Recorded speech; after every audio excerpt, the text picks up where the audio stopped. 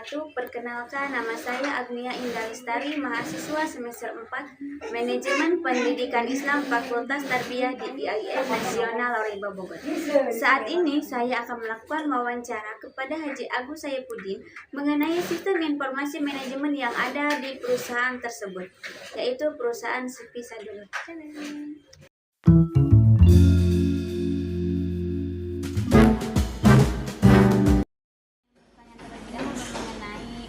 Profil perusahaan ini, jadi minta diceritakan bagaimana sih proses awal adanya perusahaan ini.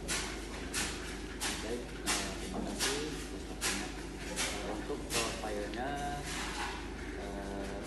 CV ini adalah pertama yang memberikan adalah pakai saya sendiri, kemudian teruskan sama bapak, kemudian saya sendiri sebagai generasi ketiga. Saya meneruskan perusahaan ini dari tahun 2011 sampai sekarang, alhamdulillah, sampai berdirinya CV Sadulur.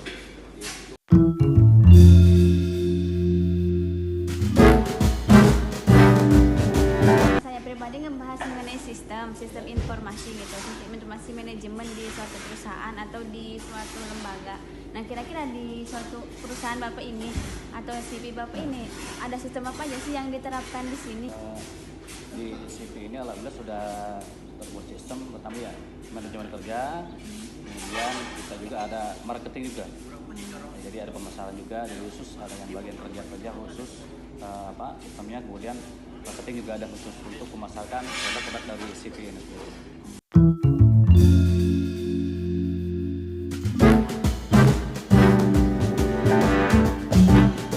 Manufaktur secara umum adalah suatu aktivitas yang kompleks yang melibatkan berbagai variasi sumber daya dan aktivitas perancang produk, pembelian, pemasaran, mesin dan perkakas, manufacturing, penjualan, perancangan proses, production control, pengiriman material, support service dan customer service. Sistem informasi manufaktur adalah suatu sistem informasi berbasis komputer yang bekerja dalam hubungannya dengan sistem informasi fungsional lainnya untuk mendukung manajemen perusahaan dalam memecahkan masalah yang berhubungan dengan manufaktur produk perusahaan yang pada dasarnya tetap bertumpu pada input, proses, dan output.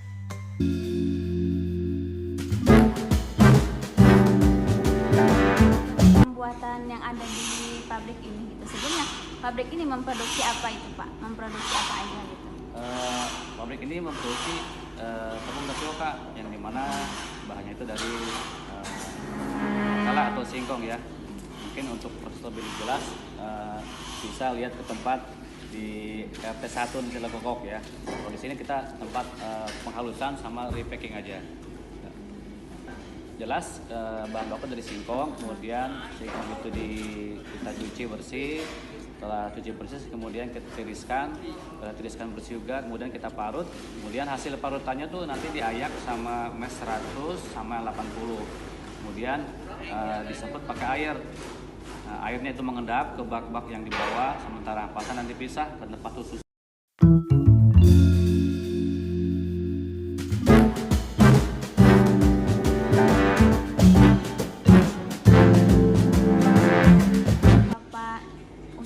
Pembuatan itu apa gimana?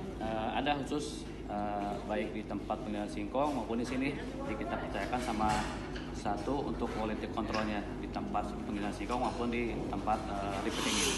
Berarti penggilingan atau pemarutan itu menggunakan mesin? Tetap kita ada bantuan tenaga manusia, kemudian juga mesin juga ada gitu, seperti itu.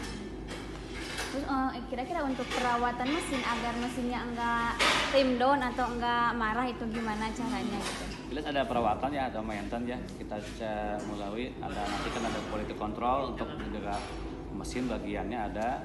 Jadi setiap mungkin ketika selesai pekerjaan atau repacking kita ada pengecekan khusus supaya mesin itu terjaga dengan baik dan rapi. Ya di sini. Pelatihan sih nggak ada. Baca otodidak semua gitu. Betul, karena kan sangat simpel sekali. Mungkin ketika lihat sendiri bekerja, pekerjaannya seperti itu mungkin langsung bisa ikutin.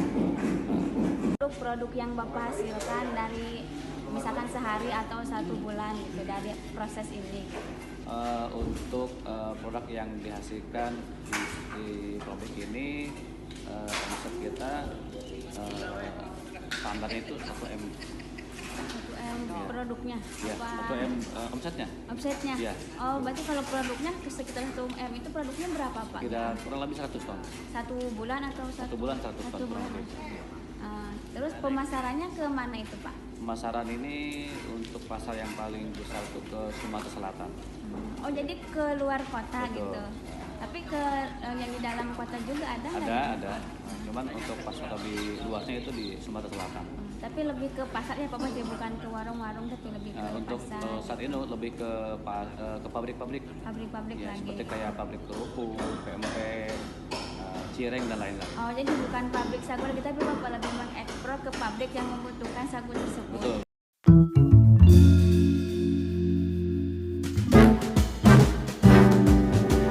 Ini yang Bapak hadapi selama proses adanya perusahaan ini gitu, proses manajemen pemasarannya atau manajemen pembuatannya gitu, tantangannya apa? Nanti di saat ini paling nggak jauh dari bahan baku. Jadi ketika bahan baku ini kita lagi kosong, otomatis kan penjualan kadang-kadang naik, ya harga pun kita naik. Ketika bahan baku singkong dan sebagainya itu panen raya, otomatis stok bahan pun numpuk, kemudian penjualan pun agak sedikit menurun. Platform atau website sendiri yang Bapak buat untuk mengeksplor atau menjual barang-barang Bapak ini? Untuk pabrik ini ada sih websitenya, Ada. itu tapiokabungatani.com. Oh, itu ada di Google berarti Ada. Pak. Terus kalau platform-platform kayak YouTube atau TikTok itu YouTube itu ada. mungkin ya yang buat ada nanti jadi konsumen kita. Kira-kira apakah ada rencana Bapak nih, rencana ke depannya buat lebih membuat sistem atau membuat platform, kira-kira tujuan buat ke depannya itu ada nggak kira-kira? Ada. Atau Bisa kita lebih mengembangkan produk-produk yang ada supaya lebih utama lagi. Bisa hari ini nih kita cuma main di lokal aja. Kita mungkin juga main ke internasional atau lainnya gitu. kira-kira ada yang mau Bapak buat sistemnya nggak kayak platform YouTube atau TikTok atau yang lainnya gitu? Insya Allah ada. Mungkin ke depannya ada gitu.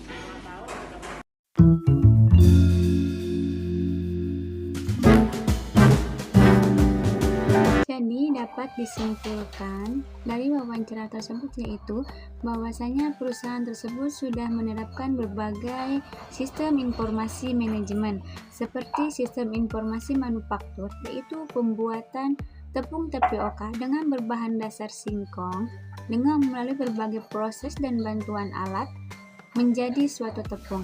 Dan juga perusahaan tersebut sudah menerapkan berbagai sistem informasi seperti sistem informasi manajemen kerja, sistem informasi manajemen marketing, dan juga sistem informasi manajemen pemasaran yang dibantu oleh melalui website dan platform seperti Google, YouTube, dan TikTok. Terima kasih banyak kepada Bapak Haji Agus Saepudin atas waktu dan informasi yang telah dibagikan. Semoga wawancara ini bermanfaat bagi semuanya. Jangan lupa like, komen, dan subscribe untuk video-video menarik lainnya. Sampai jumpa di video selanjutnya.